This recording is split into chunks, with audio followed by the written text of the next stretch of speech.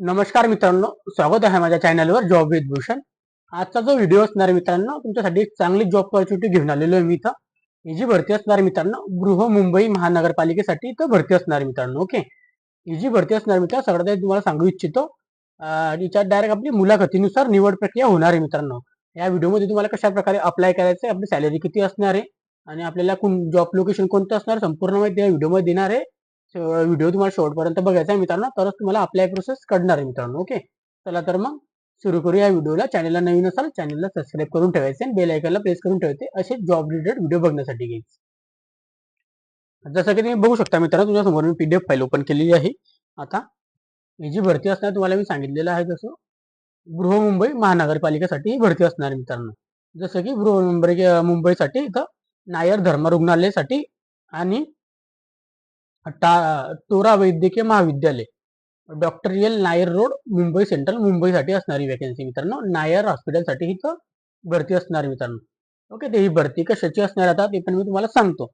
सगळ्यात आधी जी दिनांक जी काही दिनांक तुम्ही बघू शकता इथं 9/9/2024 ला याची नोटिफिकेशन आलेली होती मित्रांनो. ओके, तर अजून पण त्याची चालू आहे भरती. ओके, त्यानंतर इथं लिहिलेले नायर धर्मा रुग्णालय व वैद्यकीय महाविद्यालय इमर्जन्सी लॅबसाठी प्रयोगशाळा तज्ञ तज्ञज्ञ संरोगाची पदे कटांतरी तत्वावर भरण्यासाठी जाहिरात आलेली मित्रांनो. म्हणजे इथं जे असणार मित्रांनो, सगळ्यात आधी इमर्जन्सी लॅबसाठी इथं भरती असणार मित्रांनो. इथं जी भरती असणार आहे प्रयोगशाळा तंत्रज्ञासाठी असणार आहे मित्रांनो. ओके, त्यांनी त्या कटांतरी पद्धतीवर असणार आहे. सगळ्यात आधी लक्षात ठेवायचं आपण कटांतरी पद्धत तत्वावर आपल्याला घेण्यात येणार आहे मित्रांनो. ओके, त्यानंतर इथं लिहिलंय मित्रांनो त्यांनी इथं नायर धर्म रुग्णालय वैद्यकीय महाविद्यालय इमर्जन्सी लॅबसाठी प्रयोगशाळा तंत्रज्ञ या वर्गातील रिक्त पदे एका वर्षाकरिता दर 40 दिवसांनी एका दिवसाचा खंड देऊन कटांतरी तत्वावर भरती भरती भरण्यासाठी अर्ज मागवण्यात येत आहे मित्रांनो. आता इथे हे लक्षात ठेवायचं आपल्याला, हे जे असणार तुम्हाला कालावधी रिक्त पदे भरण्यासाठी एका वर्षाकरिता असणार आहे आणि त्याच्यामध्ये पण तुम्हाला 40 दिवसासाठी एका दिवसाचा खंड देऊन कटांतरी पद्धतीवर आपल्याला इथं घेण्यात येणार आहे मित्रांनो, अर्ज मागवण्यात येत आहे असं सांगण्यात आलेलं आहे. त्यानंतर मित्रांनो इथं बघू शकता तुम्ही पदाचे नाव वर्ग किती असणार, एकच पद असणार इथं प्रयोगशाळा तंत्रज्ञ. ओके, रिक्त पदे किती मित्रांनो बघू शकता तुम्ही, 18 पदांसाठी इथं भरती असणार आहे मित्रांनो. ओके, चांगली ऑपॉर्च्युनिटी आहे. पदाकरिता आपल्याला काय असणार आता, प्रयोगशाळा तंत्रज्ञ या पदाकरिता शैक्षणिक अर्हता काय असणार ते पण आपण इथं जाणून घेऊया मित्रांनो. आता तर सगळ्यात आधी मित्रांनो मध्ये दिली त्यांनी, उमेदवार हा मान्यताप्राप्त विद्यापीठाची विज्ञान शाखेतील डिग्री इन BSc पदवी धारण करणारा असावा असं त्यांचं सांगण्यात आलेलं आहे. आणि मान्यताप्राप्त विद्यापीठाची Maharashtra state board of technical एज्युकेशनची DMLT पदविका डिप्लोमा मेडिकल लॅबोरेटरी टेक्नॉलॉजी पदविका उत्तीर्ण झालेला असावा. BSc plus DMTL. Okay, DMLT. Okay, असं त्यांचं सांगायचं म्हणणं आहे मित्रांनो.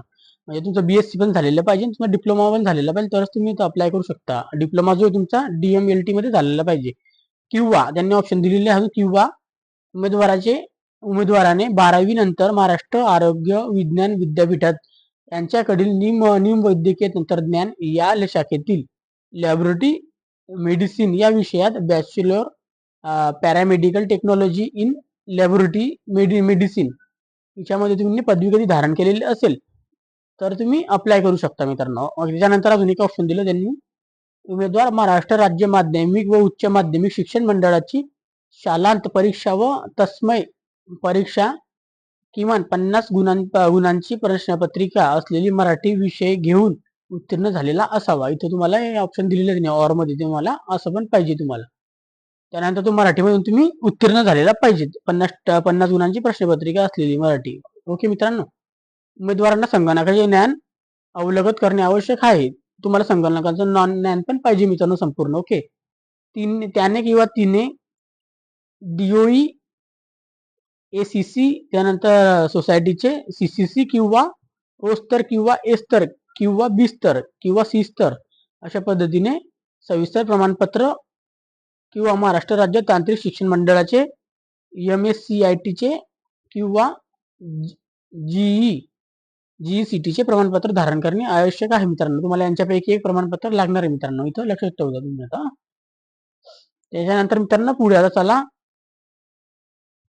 वयोमर्यादा आपण इथं बघायला गेले. इथं तुम्ही उमेदवार हा 18 वर्षाचा कमी नको पाहिजे. 18 वर्षापासून तर 33 वर्षापर्यंत तुम्ही अप्लाय करू शकता मित्रांनो. ओके, इथं लिहिलेलं आहे.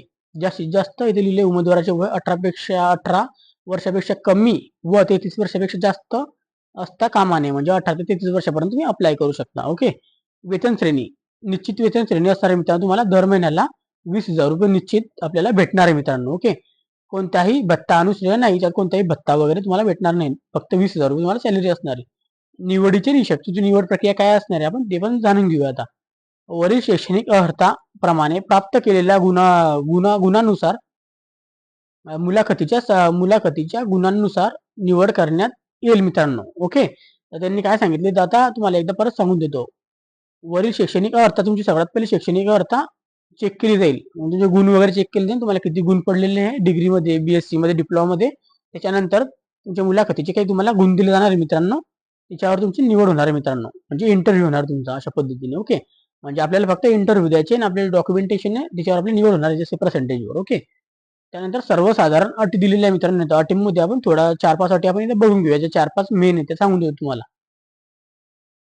सगळ्यात आधी कटांत तत्वावर भरण्यात येणारे प्रयोगशाळा तंत्रज्ञ पद नियमित स्वरूपातील नसून तात्पुरता स्वरूपात कटांतरी कालावधी करता असेल, आपल्याला लक्षात ठेवायचे आहे. त्यासाठी पत्रव्यवहाराचा पत्ता संपुष्ट व व्यवस्थित असावा. म्हणजे तुमचा जो तुम्ही ऍड्रेस टाकत असाल पत्रानुसार, तुमचा ऍड्रेस जो असाल पत्रासाठी, जे तुम्हाला काही ते पत्र वगैरे पाठवतील तुमच्या कुरिअर वगैरे पोस्ट ऑफिसने, तो ऍड्रेस तुम्हाला नीट टाकायचा आहे.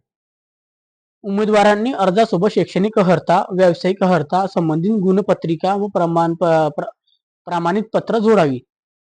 ओके, तर तुमचं आता जे पण शिक्षण झालेलं असेल त्या शिक्षणांचे सगळं डॉक्युमेंटेशन, तुमचा कधी व्यवसाय असेल की व्यवसायाचे डॉक्युमेंटेशन, गुणपत्रिका, सगळं डॉक्युमेंट तुम्हाला तिचे झेरॉक्स प्रत आहे ना आपल्याला जोडायची. प्रामाणिक प्रत म्हणजे त्याच्यावर आपल्याला सिग्नेचर करून द्यायची आपलीवाली. Okay, self attested. ओके, निवड झालेल्या उमेदवाराने ₹500 मुद्रांक शुल्कावर बंधपत्र नियुक्तीच्या अगोदर देणे आवश्यक आहे. म्हणजे तुम्हाला आता नाही लागणार आहे. जेव्हा ज्या दिवशी तुमची निवड होणार आहे, तुम्हाला कधी निवड झाली तर तुम्हाला इथं ₹500 द्यावा लागतील मुद्रांक शुल्कावर, आणि तुम्हाला एक बंधपत्र लिहून द्यावं लागेल की मी कटांतरी स्वरूपामध्ये काम करण्यास तयार आहे, असं ते पत्र असणार मित्रांनो. ओके, त्या टायमाला लागणार तुम्हाला. आता काही याची आवश्यकता नाही तुम्हाला. आता ते नंतर निवड झाल्यावर बघूया तुम्ही पुढे. कामकाजातील त्रुटी व कर्तव्यावरील अनुपस्थिती तसेच वागणूक आणि कार्यालयाकडे सादर केलेल्या कारनाम्याचा भंग केल्यास अथवा पालन न केल्या कटांतरी उमेदवाराची सेवा त्या क्षणी तात्काळ समाप्त करण्यात येईल मित्रांनो, असं इथं लिहिलं दिलेलं आहे. म्हणजे तुम्ही तिथं कधी वागणूक तुमची चांगली नसली, तुम्ही कोणत्याही काम बरोबर करत नसाल, काही अडीअडचणी आल्या तर म्हणजे तुम्ही काही तुमच्या कंप्लेंट वगैरे आल्या तर तुम्हाला तात्काळ काढण्यात येईल, असं त्यांचं म्हणण्यात आलेलं आहे. ओके, कटांतरी पद्धतीने नियुक्त कर्मचाऱ्यांना नियमित पदांकरिता असणारे कोणतेही फायदे मिळणार नाही. जे नियमित पदावर जे असतं मित्रांनो त्यांच्यासारखे तुम्हाला काहीही फायदा असणार नाही, ते लक्षात ठेवायचे कटांतरी पद्धतीवर म्हणून तुम्ही. तसेच आवश्यकता नसल्यास त्यांची नियुक्ती कोणत्याही क्षणी संपुष्ट करण्यात येईल. आणि ज्या दिवशी त्यांना वाटलं की तुमची आता काही गरज नाही होईल काम करायची, त्या दिवशी तुम्हाला तर कधीही काढू शकता. त्यानंतर इथे मित्रांनो कटांतरी पद्धतीने नियुक्त केलेल्या उमेदवारांनी सेवा आवश्यकता वाटल्यास कधीही तसेच कोणतीही पूर्व सूचना न देता समाप्त करण्यात येईल मित्रांनो. कटांतरी पद्धतीने नियुक्त केल्यावर उमेदवारांना सेवा आवश्यकता वाटल्यास कधीही तसेच कोणतीही पूर्व न सूचना देता समाप्त करण्यात येईल मित्रांनो. ओके, तुम्हाला जर सोडायचं असेल तुम्ही सोडू पण शकता, त्यात काही अर्थ नाही. कटांतरी तत्वावर कार्यरत असल्याचे उमेदवारांना नियमित नियुक्तीसाठी भविष्यात हक्क सांगता येणार नाही. म्हणजे तुमचा कोणताही हक्क राहणार नाही की मी इथं काम केलेलं होतं की मला परमनंट करून टाका असं वगैरे, तुमचा कोणताही हक्क राहणार नाही. नियमित नियुक्तीच्या वेळी कटांतरी तत्वावर केलेली काम विचारात घेतला जाणार नाही मित्रांनो, असं इथे लिहिण्यात आलेलं आहे. ओके, त्यानंतर मित्रांनो इथे लिहिलं त्यांनी आता पुढे, पोस्टाच्या विलंबनामुळे कोणतीही माहिती प्राप्त होण्यास किंवा कळवण्यास विलंब झाला तर त्याची जबाबदारी बृहन्मुंबई महानगरपालिकेची राहणार नाही. तर पोस्टाने तुम्ही काही पाठवत असाल डॉक्युमेंटेशन वगैरे, ते काही टायमाच्या आत नाही पोहोचले, याची जबाबदारी बृहन्मुंबईची नसणार मित्रांनो. त्यांनी पण पाठवले का तुम्ही पण पाठवले, पण ते काही वेळेच्या आत की तुमच्यापर्यंत पोहोचले नाही की त्यांच्यापर्यंत पोहोचले नाही, त्याची जबाबदार सगळी तुमची राहणार आहे, ही पोस्टाची पोस्टामुळे होतं मित्रांनो, असं काही होत असतं. त्यानंतर नियुक्तीनंतर कोणत्याही क्षणी उमेदवारांनी चुकीची माहिती, प्रमाणपत्रे, कागदपत्रे सादर केल्याने किंवा कोणतीही माहिती दडवून ठेवण्याचे निदर्शनास आपल्या त्यांची उमेदवारांची रद्दबाबत करण्यात येईल मित्रांनो. तुम्ही कधी ते खोटे डॉक्युमेंट कधी जोडलेले असल्या मित्रांनो, त्यांना कधी आढळून आलं, त्यानंतर तुमच्यावर इथं तुम्हाला इथं रद्द करण्यात येईल, तुम्हाला इथं बाद करण्यात येईल मित्रांनो, नोकरीवरून काढण्यात येईल. तसेच नियुक्ती झाली असल्यास कोणतीही पूर्वसूचना न देता नियुक्ती समाप्त करण्यात येईल मित्रांनो, अशा पद्धतीने सांगण्यात आलेले आहे. प्रशासकीय किंवा अन्य कारणास्तव निवड प्रक्रिया कोणत्याही वेळेस कोणत्याही टप्प्यावर थांबण्याचे अधिकार माननीय अधिष्ठा टोरा वैद्यकीय महाविद्यालय व बायल नायर धर्म रुग्णालय यांचा आहेत मित्रांनो. ओके, त्यांना इथं काढायचं घ्यायचं त्यांच्या हातामध्ये इथं आहे. त्याच्यानंतर मित्रांनो, निवड झालेल्या उमेदवारांना नायर धर्म रुग्णालय व वैद्यकीय महाविद्यालयाच्या नियुक्ती केलेल्या ठिकाणी तिन्ही पातळी काम करणे बंधनकारक राहील मित्रांनो. लक्षात असू द्या, तुम्हाला इथं तुम्हाला तिन्ही पातळीवर काम करायला लागेल मित्रांनो. टोरा वैद्यकीय मध्ये पण आणि नायर मध्ये पण तुम्हाला दोघी तिघी ठिकाणी इथं काम करावं लागणार आहे मित्रांनो, असं त्यांचं इथं म्हणण्यात आलेलं आहे. ओके, लक्षात ठेवायचं आपल्याला. त्यानंतर मित्रांनो इथे लिहिलं त्यांनी आता पुढे, विविध नमुन्यात सर्व बाबींची पूर्तता केलेले अर्ज अलीकडचे काढलेल्या पासपोर्ट आकाराचे छायाचित्रण त्यावर चिटकवून अर्ज बायल नायर धर्म रुग्णालय, doctor A.L. Nair road, Mumbai central, इथं पिनकोड दिलेला आहे 400008 यांच्या आवक जावक कार्यालयात दिनांक 11/9/2024 पासून ते 20/9/2024 पर्यंत आपल्याला अर्ज पाठवायचे आहे. पर्यंत सर्व शनिवार आणि रविवार आणि सार्वजनिक सुट्ट्या वगळून सादर करावेत. विविध दिनांक वेळेनंतर आलेले अर्ज विचारता घेतले जाणार नाही किंवा सदर बाबत कोणत्याही प्रकारचा पत्रव्यवहार स्वीकारला जाणार नाही मित्रांनो. आता इथे अर्ज मागवण्याची सुरुवात झालेली आहे मित्रांनो. इम्पॉर्टंट पॉईंट तुमची जी असणार 11 तारखेपासून अर्ज मागवण्यास सुरुवात झालेली मित्रांनो. 11/9/2024 पासून ते 20/9/2024 पर्यंत तुम्हाला ऍड्रेस वगैरे पण इथं दिलेला आहे. या ऍड्रेसवर तुम्हाला पाठवायचं आहे मित्रांनो. इथं आपल्याला ते भरून घ्यायचा तो फॉर्म तुम्हाला मी शेवटी आता दाखवतो एका मिनिटामध्ये लगेच. ओके, तुम्हाला ऍड्रेस दिलेला आहे, ऍड्रेस इथं बघून घ्यायचा आहे. ओके, या ऍड्रेसवर पाठवायची आपल्याला 11 तारखेपासून आपल्याला 20 तारखेपर्यंत पाठवून द्यायची मित्रांनो. ओके, त्याच्यानंतर मित्रांनो आता पुढे आता येऊया आपण आता कागदपत्र. सगळ्यात आधी इम्पॉर्टंट पॉईंट तुमच्यासाठी आता थोडं वरती घेऊन घेतो मी, म्हणजे तुम्हाला इथं कागदपत्र, खालील कागदपत्रांच्या साक्षांकित केलेले छायाचित्रित प्रती अर्जासोबत सादर कराव्यात. साक्षांकित म्हणजे तुम्हाला जे पण तुम्ही झेरॉक्स देणार मित्रांनो, त्या झेरॉक्सवर तुमची सिग्नेचर पाहिजे, साईन पाहिजे मित्रांनो, सही तुमची करायची. सगळ्यात आधी तुमचं 1 नंबरला जे असणार मित्रांनो आधार कार्ड.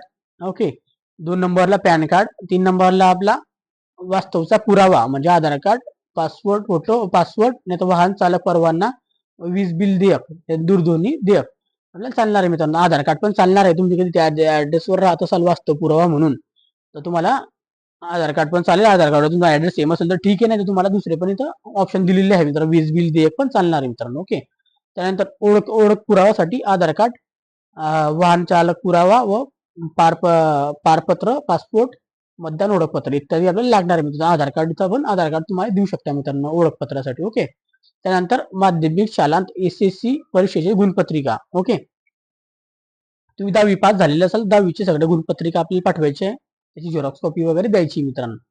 त्यानंतर मित्रांनो उच्च माध्यमिक HSC परीक्षेची गुणपत्रिका म्हणजे 12वीचे तुम्हाला गुणपत्रिका म्हणजे ते आपलं मार्कशीट असतं त्याची झेरॉक्स लावायची. त्यानंतर झेरॉक्स पण आणि बोर्ड सर्टिफिकेट दोघे आपल्याला पाहिजे मित्रांनो 10वी 12वीचे. ओके, पदवी परीक्षेतील गुणपत्रिका आणि उत्तीर्ण प्रमाणपत्र असल्यास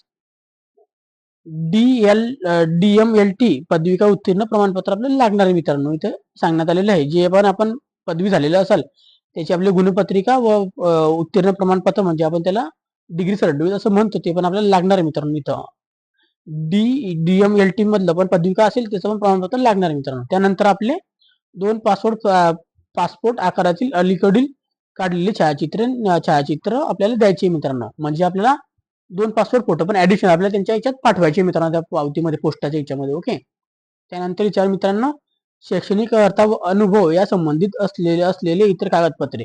जर तुम्हाला काही शैक्षणिक अर्हता व काही अनुभव असेल कामाचा तर त्याची कागदपत्र जोडायची अनुभव प्रमाणपत्र वगैरे आपल्याकडे असेल, आपल्याकडे काही सर्टिफिकेट असेल, एक्सपिरियन्स सर्टिफिकेशन वगैरे ते पण इथं जोडून टाकायचं मित्रांनो. अशा प्रकारे डॉक्युमेंटेशन असणार आहे मित्रांनो. त्याचा तुम्ही स्क्रीनशॉट घेतला असेल मित्रांनो. ओके. आता बघूया अर्जाचा नमुना. मुंबई महानगरपालिका अर्जाचा नमुना. याची आपल्याला काय करायचं मित्रांनो, सगळ्यात आधी याची आपल्याला याची प्रिंट मारायची मित्रांनो. याची लिंक तुम्हाला डिस्क्रिप्शन बॉक्समध्ये देऊन देईन मित्रांनो. ओके. याची पीडीएफची लिंक पण आणि याची झेरॉक्स मारायची पीडीएफची लिंक आणि याची पण लिंक, दोघांची लिंक तुम्हाला टाकून देईन मित्रांनो. पदाचे नाव कटांतरी प्रयोगशाळा तंत्रज्ञ मित्रांनो. ओके. इथं सगळ्यात आधी उमेदवाराचा आपल्याला एक फोटो चिपकवायचा मित्रांनो. इथं आपला एक चांगला आकाराचा फोटो जो तुम्ही आता लेटेस्ट मध्ये काढलेला असेल 1 महिन्याच्या आतमधला तो चिपकवायचा आहे मित्रांनो. ओके. लेटेस्ट फोटो लावायचा आहे. साईज वगैरे तुम्हाला दिलेली मित्रांनो इथं. त्याच्यावर तुमची इथं क्रॉस साईन इथं करायची मित्रांनो, इथं सिग्नेचर. ओके. फोटोवर क्रॉस साईन. त्यानंतर इथं संपूर्ण नाव लिहायचे. नावाच्या आधी सगळ्यात पहिले तुम्हाला आडनाव प्रथम लिहायचंय. जसं की आडनाव लिहायचं इथं सगळ्यात पहिले, त्याच्यानंतर तुमच्या वडिलांचं नाव, तुमचं नाव अशा पद्धतीने लिहायचं मित्रांनो, जे पण असेल ते. वडिलांचे व पतीचे पूर्ण नाव. आता कधी महिला असेल तर त्यांच्या पतीचे नाव टाकू शकता आणि कधी माणूस असेल, कोणी पुरुष असेल, ते मी तुमच्या वडिलांचे नाव टाकू शकता मित्रांनो. ओके. विवाहित महिलांसाठी असणारे फक्त पतीचे नाव. ओके. नाही तर वडिलांचे नाव. विवाहापूर्वीचे संपूर्ण नाव महिलाकरिता. हे जे असणारे फक्त महिलांकरिता असणारे, त्यांच्या लग्नाच्या आधी जे नाव असेल वडिलांकडचं, ते वडिलांचं ते पूर्ण नाव टाकायचं. तुमचं नाव, तुमच्या वडिलांचं नाव आणि तुमचं सरनेम जे होतं वडिलांकडचं ते टाकायचं तिथं. महिलांकरता फक्त ते, बाकीच्यांनी सोडून द्यायचंय पुरुषांनी. ओके. त्यानंतर पत्ता.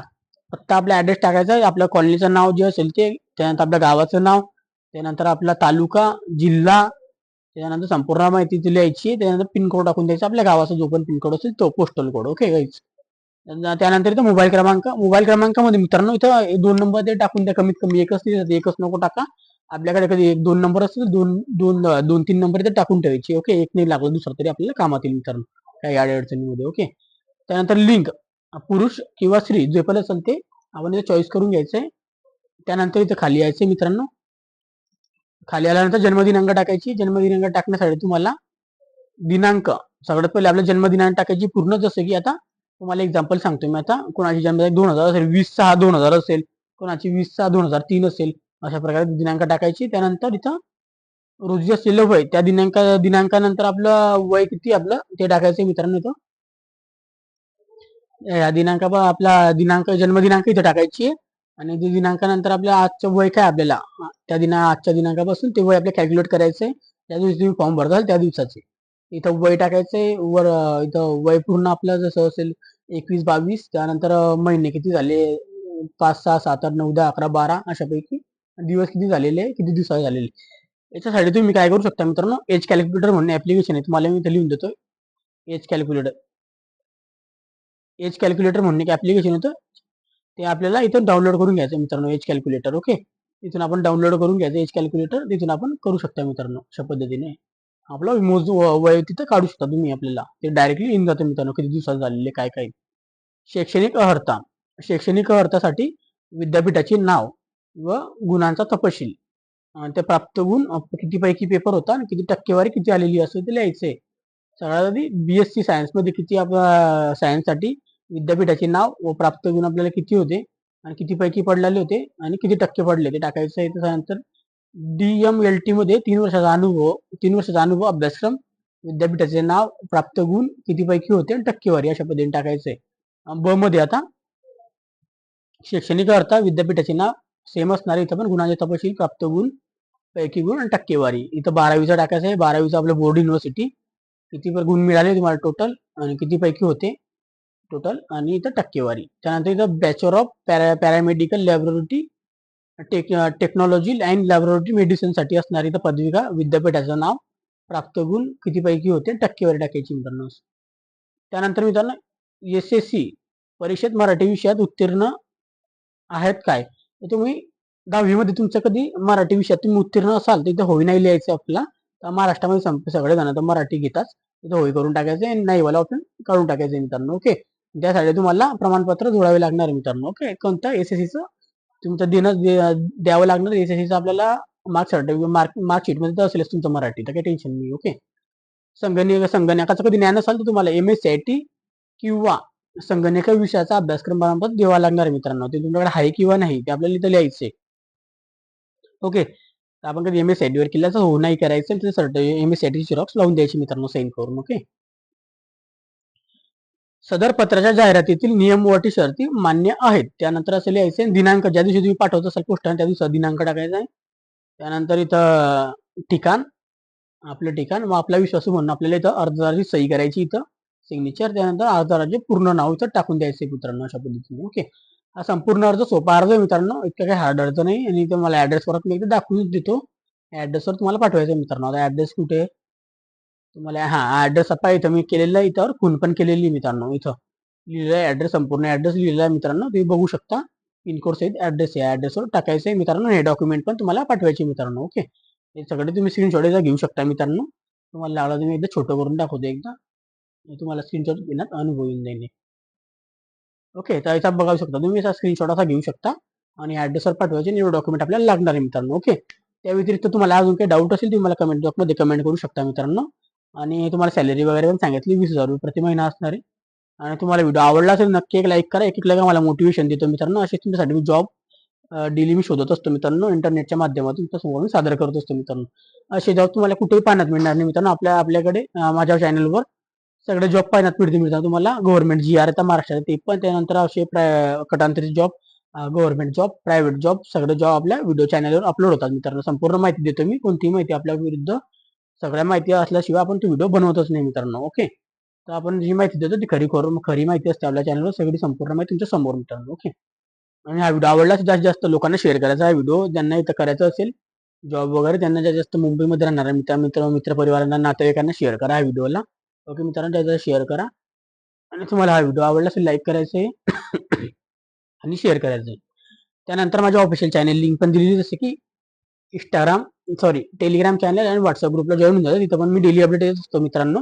अशा काही जॉब असतात मित्रांनो, त्यांचे काही व्हिडिओ बनवणे हे शक्य नसतं मित्रांनो. त्या चॅनल त्याच्यासाठी मी काय करतो माहिती आहे, डायरेक्ट आपल्या व्हॉट्सअप ग्रुपवर आणि टेलिग्राम ग्रुपवर मी डायरेक्ट सेंड करून देतो मित्रांनो. अशी भरती आलेली आहे, तुम्ही जाऊन अप्लाय करू शकता. तिथे पीडीएफ फाईल वगैरे जे असतात मित्रांनो तिथं शेअर करत असतो मित्रांनो. ओके, तुम्ही तिथं फॉलो करून ठेवायचे, कारण की जेणेकरून तुम्हाला पीडीएफची लिंक पण मी तिथे टाकून देणार आहे मित्रांनो, टेलिग्राम चॅनलवर आणि व्हॉट्सअप ग्रुपवर मित्रांनो. ओके, आणि तुम्ही चॅनल नवीन असाल चॅनलला सबस्क्राईब करून ठेवायचे आणि बेल आयकनला प्रेस करून ठेवायचे मित्रांनो. ओके, आणि असेच व्हिडिओ बघण्यासाठी आपण आता भेटूया नेक्स्ट व्हिडिओमध्ये. तोपर्यंत जय हिंद, जय महाराष्ट्र गाईज. आणि व्हिडिओ बघितल्याबद्दल